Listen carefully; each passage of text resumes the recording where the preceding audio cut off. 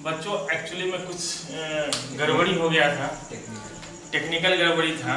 Actually में हुआ क्या था कि 9 मिनट 2 सेकंड या 3 सेकंड का वीडियो बना, उसका कैमरा ऑफ हो गया मेरा। तो कैमरा ऑफ हो गया तो 9 मिनट का वीडियो, 9 मिनट का मेहनत हम बर्बाद नहीं जाने दे रहे हैं।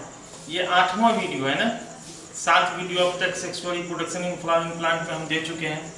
ये 8 वीडियो है।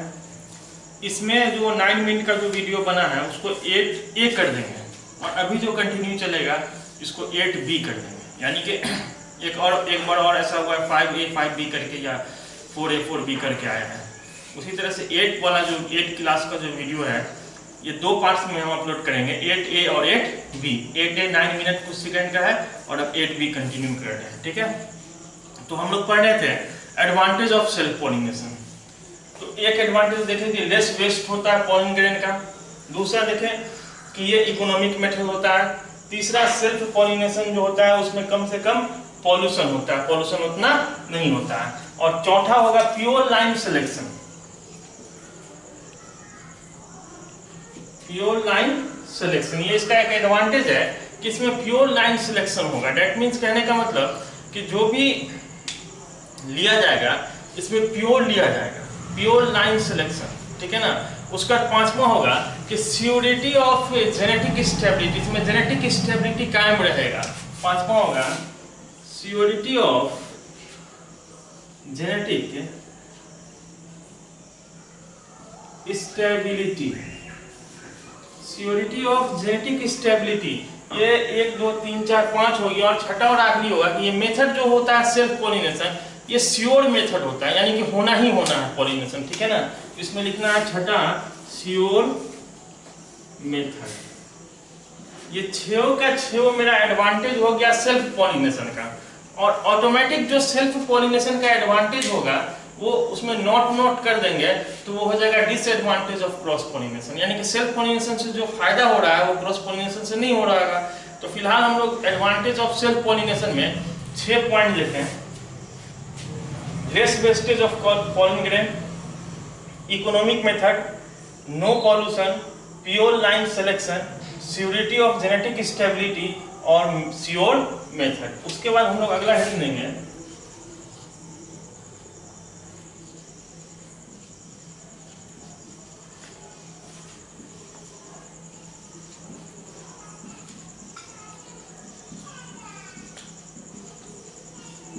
Disadvantage of self pollination. यानी कि सेल्फ पॉलिनेशन का क्या क्या डिसएडवांटेज होता है। तो सबसे बड़ा डिसएडवांटेज सेल्फ पॉलिनेशन का ये होता है कि सेल्फ पॉलिनेशन के बाद जो प्रोजेनी बनता है, प्रोजेनीज आर वीक, उतना मजबूत उतना स्ट्रॉन्ग इसका संतान नहीं होता है, क्योंकि एक ही पेरेंट्स रहता है। 2 डिफरेंट पेरेंट्स से अगर बनेगा तब ना स्ट्रॉन्ग होगा। यहाँ प्रोजेनी क्या होता है, वीक होता है। तो पहला पॉइंट ये होगा प्रोजेनीज आर वीक। दूसरा इसका डिसएडवांटेज सेल्फ पॉलिनेशन का ये है इसमें वेरिएशन नहीं होगा, क्योंकि पेरेंट्स एक ही है तो वेरिएशन नहीं होगा। और अगर वेरिएशन नहीं होगा तो इवोल्यूशन का भी चांस नहीं है, नया स्पीशीज आने का चांस नहीं है। No variation hence there is no chance of evolution. Important बात है, no variation hence no chance of evolution. No variation hence no chance of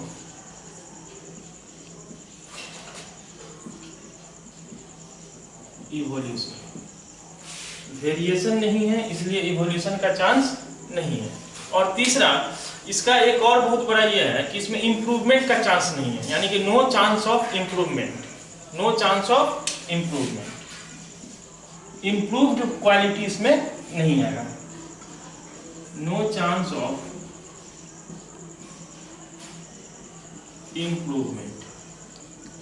मतलब कि हमको पता चला कि देखिए एक आम का स्पेसीज इतना बड़ा है, एक आम का दाना इतना बड़ा है, एक आम का दाना इतना बड़ा है।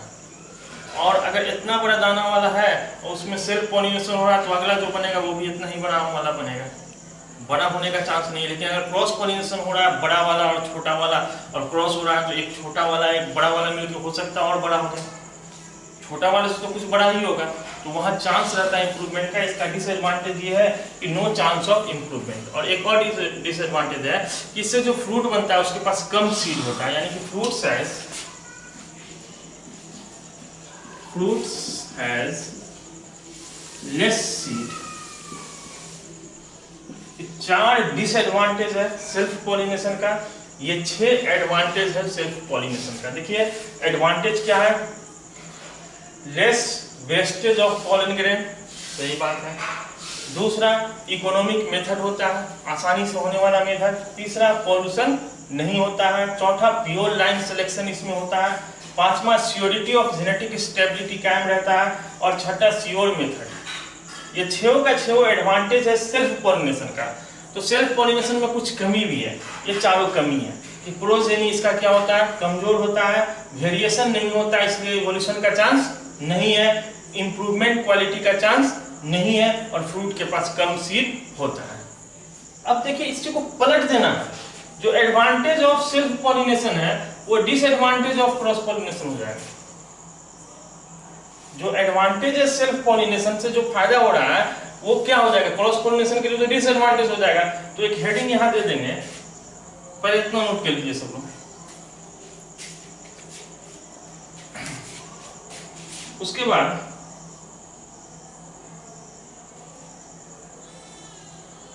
यहां लिखना है डिसएडवांटेज ऑफ क्रॉस पॉलिनेशन, और यहां लिखना है एडवांटेज ऑफ क्रॉस पॉलिनेशन। यानी कि क्रॉस पॉलिनेशन का क्या क्या एडवांटेज है और क्या क्या डिसएडवांटेज है। तो पहले हम लोग एडवांटेज देख रहे हैं, क्रॉस पॉलिनेशन नीचे वाला देख रहे हैं, तो ऊपर वाला देखेंगे।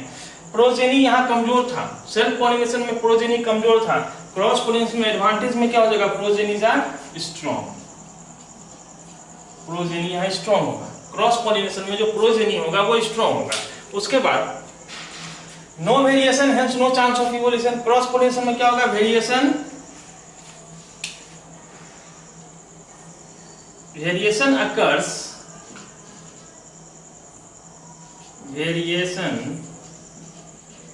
occurs hence chance of evolution। Variation occurs hence chance of evolution। No chance of improvement, यहाँ क्या होगा, chance of improvement. Fruits has less seed, यहाँ क्या होगा, फ्रूट्स हैज मोर सीड। ये जस्ट अपोजिट कर देना, ये हो गया एडवांटेज ऑफ क्रॉस पॉलिनेशन। यानी कि सेल्फ पॉलिनेशन का जो डिसएडवांटेज था वो क्रॉस पॉलिनेशन का एडवांटेज बन गया। और यहाँ डिसएडवांटेज ऑफ क्रॉस पॉलिनेशन हम लोग पढ़ेंगे, तो less wastage of pollen grain. Self pollination में कम वेस्ट होता था, तो यहाँ क्या होगा, more wastage of pollen grain,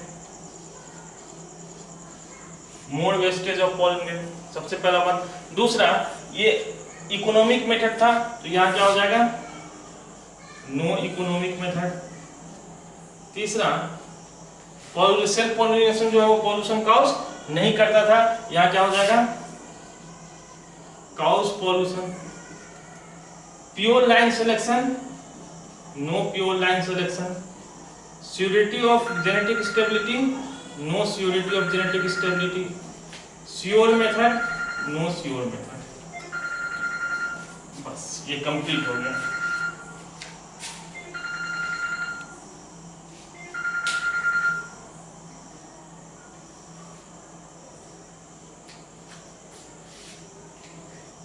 hello,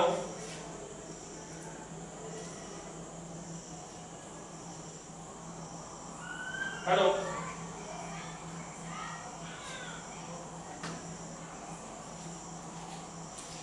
ठीक है। तो इस तरह से हम लोगों का पूरा एडवांटेज भी हो गया और डिसएडवांटेज भी हो गया, सेल्फ पॉलिनेशन का भी, क्रॉस पॉलिनेशन का भी। तो इस तरह से हम लोग का ये टॉपिक्स यहाँ पे खत्म हो रहा है। पॉलिनेशन किसको कहते हैं हम लोग जाने, पॉलिनेशन 2 तरह का होता है, सेल्फ पॉलिनेशन और क्रॉस पॉलिनेशन। फिर हम लोग जाने कि सेल्फ पॉलिनेशन का क्या एडवांटेज है, क्या डिसएडवांटेज है। फिर हम लोग जाने कि क्रॉस पॉलिनेशन का क्या एडवांटेज है, क्या डिसएडवांटेज है। तो इतना हम लोग जान चुके हैं, तो खत्म हो गया टॉपिक हम लोग का। अब हम लोग पढ़ेंगे नया topic, agents of cross pollination. New topic पढ़ेंगे, इसको नोट कर लीजिए और न्यू टॉपिक्स में हेडिंग दीजिएगा।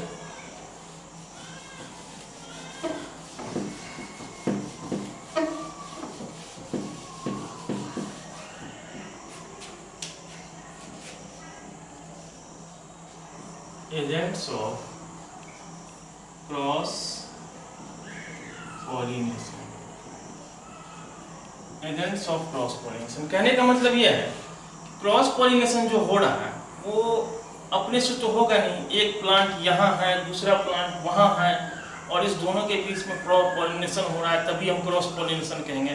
तो यहाँ से पॉलिन निकले, मान लो ये मेल वाला है, वहाँ फीमेल वाला है, तो यहाँ से पॉलिन जो वहाँ जाएगा तो किसी न किसी के जरिए जाएगा वो, या तो हवा में उड़ के जाएगा या कोई इंसेक्ट लेके जाएगा। तो वो सब जो लेके जा रहा है, जो वाहक है, जो ले जाने वाला है, उसी को कहते हैं agents of cross pollination. Self pollination के लिए किसी एजेंट की जरूरत नहीं है, लेकिन क्रॉस पॉलिनेशन के लिए एजेंट की जरूरत है। दरभंगा में रह करके मुंबई कमाने के लिए जाना है तो एजेंट नहीं चाहिए, लेकिन सऊदी जाना है कमाने के लिए तो एजेंट चाहिए। तो वही एजेंट ऑफ क्रॉस पॉलिनेशन। चलिए, तो सबसे पहले इसमें एक वर्ड आता है, इसको हम लोग डील कर रहे हैं, वो है पॉलिनेटर्स। देखिए, आप लोग का sexual reproduction in flowering plant पूरा हम लोग ऑनलाइन करेंगे, और इसके बाद हम लोग कोशिश करेंगे जेनेटिक्स पढ़ने का, ठीक है ना। इस लेसन के बाद हम लोग जेनेटिक्स में आएंगे, या फिर रिप्रोडक्शन का ही जो 3 लेसन और है उसी को कर लेंगे, तब जेनेटिक्स में आएंगे, ठीक है। तो अब इंशाल्लाह आप क्लास रेगुलर लेंगे और रेगुलर आप लोगों को वीडियो भेजते रहेंगे, ठीक है। तो इसमें एक तो पॉइंट्स आता है, पहले पॉलिनेटर्स। पॉलिनेटर्स किसको कहेंगे? तो ऐसा एजेंट जिसके वजह से क्रॉस पॉलिनेशन हो रहा है उसको कहेंगे pollinators. The agents which cause cross pollination is called pollinators. The agents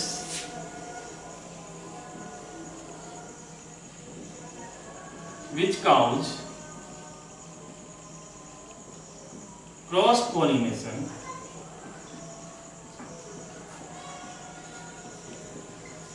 is called pollinators। मतलब हर वो चीज जो क्रॉस पॉलिनेशन करवा रहा है उसको हम लोग पॉलिनेटर्स कहेंगे। सिंपल सा बात है। अब ये जो पॉलिनेटर्स है,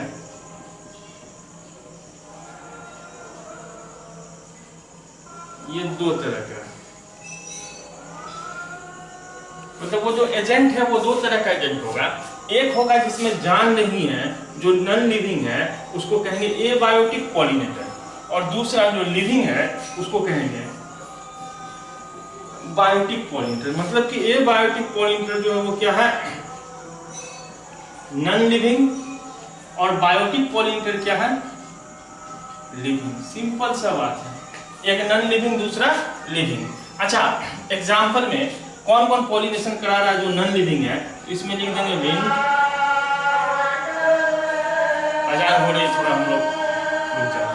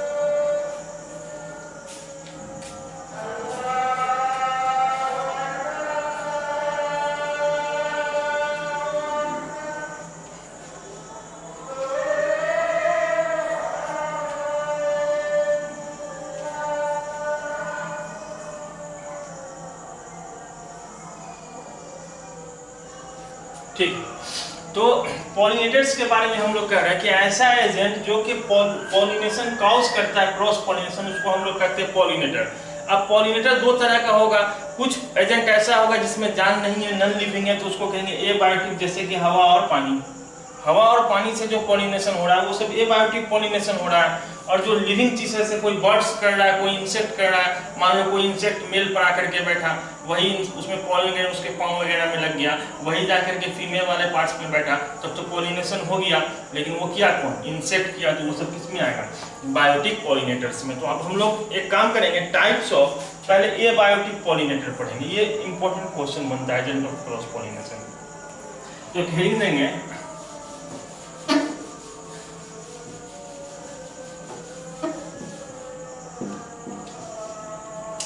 टाइप्स ऑफ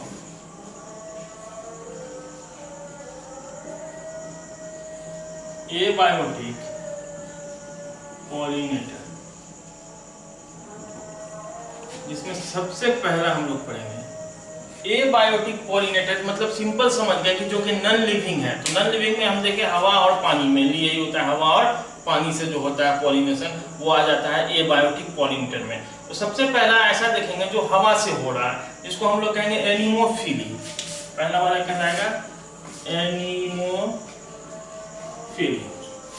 यानी कि ऐसा पॉलिनेशन जो कि हवा के थ्रू हो, यानी कि पॉलिनेशन थ्रू एयर और विंड। इसमें पहला अपन क्या लिखेंगे? Pollination through wind oblique air.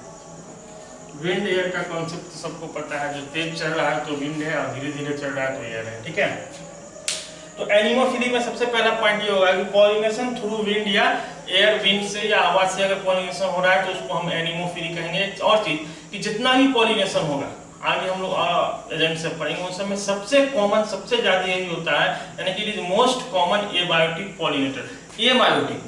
Abiotic में ये मोस्ट कॉमन है। एबायोटिक में वैसे सबसे ज्यादा पॉलिनेशन इंसेक्ट करता है, लेकिन एबायोटिक में ये कॉमन है, तो it is most common, it is most common abiotic pollinator. यानी कि ये पॉइंट सिर्फ इसलिए लिखा गया कि ताकि आप लोग ये जानिए कि हवा और पानी में ज्यादा पॉलिनेशन कौन करता है, तो हवा करता है। हवा से ज्यादा पॉलिनेशन होता है इन कंपैरिजन टू वाटर, पानी के मुकाबले। ठीक है, तो ये मोस्ट कॉमन एबायोटिक पॉलिनेटर है। मोस्ट कॉमन पॉलिनेटर नहीं है। मोस्ट कॉमन पॉलिनेटर में हम लोग आ जाएंगे एंटीमोफिली, जो कि इंसेक्ट से होता है, लेकिन मोस्ट कॉमन एबायोटिक में कौन है? ये है। ठीक है ना।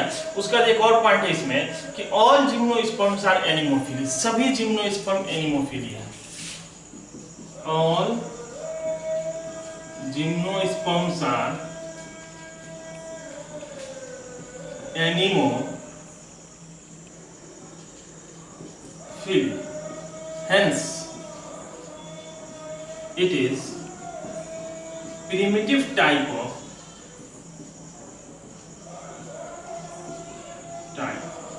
देखिए, all gymnosperms are anemophily, hence it is primitive type of pollination। यानी कि हम लोग को एक चीज पता है कि पहले जिम्नोस्पर्म आया या पहले एंजियोस्पर्म आया? तो पहले जिम्नोस्पर्म आया। तो जिम्नोस्पर्म पहले आया, और जितना का जितना जिम्नोस्पर्म है उन सभी में एनिमोफिली होता है, यानी कि हवा से पॉलिनेशन होता है। यानी कि सबसे पहले पॉलिनेशन भी कौन आया होगा? हवा से होने वाला आया होगा, क्योंकि पहले तो जिम्नोस्पर्म आया है, इसलिए इसको कहा जाता है प्रिमिटिव पॉलिनेशन। यानी कि पॉलिनेशन में सबसे स्टार्टिंग वाला पॉलिनेशन यही था। इस तीनों पॉइंट्स को नोट करिए जल्दी से, इसके बाद आगे चलिए।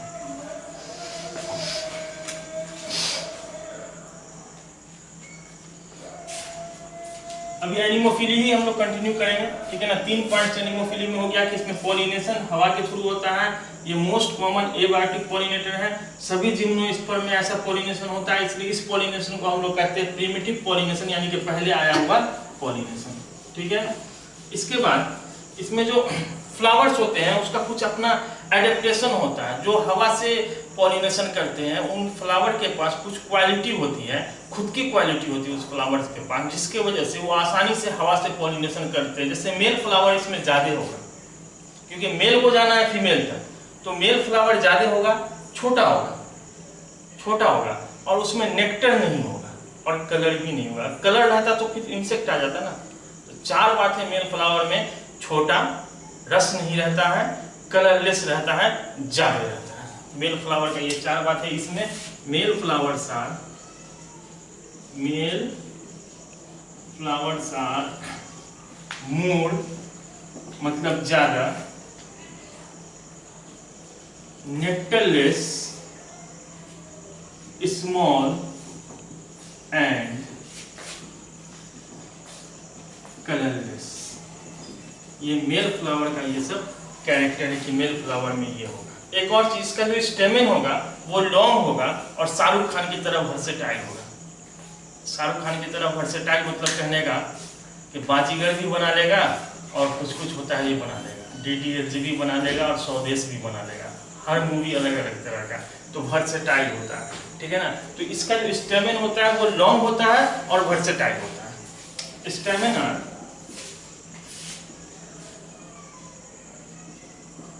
Long and versatile. अरे शाहरुख खान नहीं, शिवली सर की तरह बायोलॉजी भी पढ़ा लेंगे, मैथ भी पढ़ा लेंगे, फिजिक्स भी पढ़ा लेंगे, केमिस्ट्री भी पढ़ा लेंगे, SST भी पढ़ा लेंगे। हाँ, ज्यादा अच्छा होगा। Stamina long and versatile. Stamen long होता है, वर्सेटाइल होता है, ठीक है ना। उसके बाद पॉलन ग्रेन ज्यादा होगा या कम होगा, क्योंकि हवा से हो रहा है ना, तो पॉलन ग्रेन ज्यादा होगा, इसलिए कितना गिरते हुए जाएगा, तो ह्यूज पॉलन ग्रेन। इसका एक और कैरेक्टर ये है कि इसमें ह्यूज मतलब ज्यादा पॉलन ग्रेन होता है। ह्यूज पॉलन ग्रेन बहुत ज्यादा होगा इसके अंदर, ठीक है ना।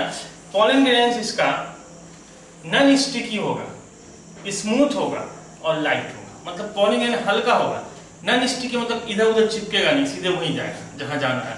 तो पॉलन ग्रेन क्या होगा, लाइट होगा, नॉन स्टिकी होगा एंड स्मूथ होगा। ये भी इसका एक पॉइंट है कि पॉलन ग्रेन्स आर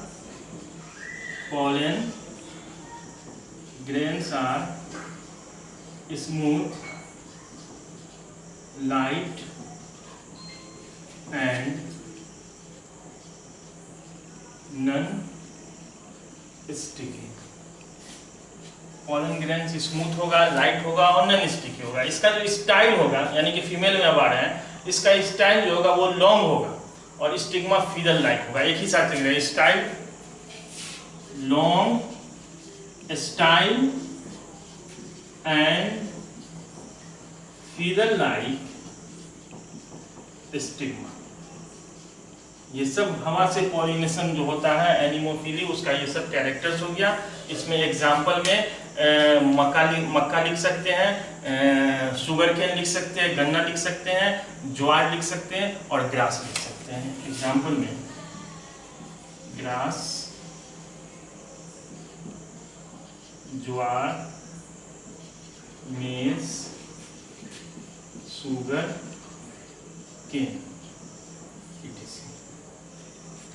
तो पहला टाइप हम लोग पढ़े ये बायोटिक पॉलिनेटर में, जिसको हम लोग एनिमोफिली कहे हैं। दूसरा हम लोग पढ़ेंगे हाइड्रोफिली, जो कि वाटर के थ्रू होता है। नेक्स्ट क्लास में उसको हम लोग पढ़ेंगे। आज के क्लास में इतना ही। Have a nice day, take care, bye bye. 8वां याद रखना, ये 8वां लेक्चर है। 8वां लेक्चर A और B करके डालेंगे। A 9 मिनट का होगा और अभी जो हुआ है वो B, यानी कि 8A एंड 8B करके हम वीडियो आज अपलोड कर दे रहे हैं। Have a nice day. Bye bye. Take care.